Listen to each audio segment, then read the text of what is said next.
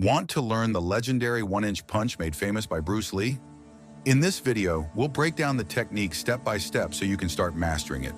Whether you're a beginner or have some martial arts experience, you'll discover the secrets behind this powerful strike. We'll cover the proper stance, hand positioning, and the mental focus you need to make this punch effective.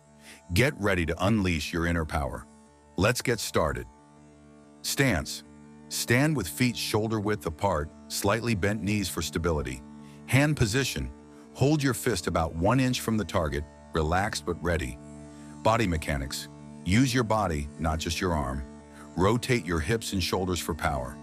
Execution. In one explosive movement, snap your fist into the target using speed and precision, not force. Follow through. Maintain balance and relax after impact. Focus on body coordination and explosive power,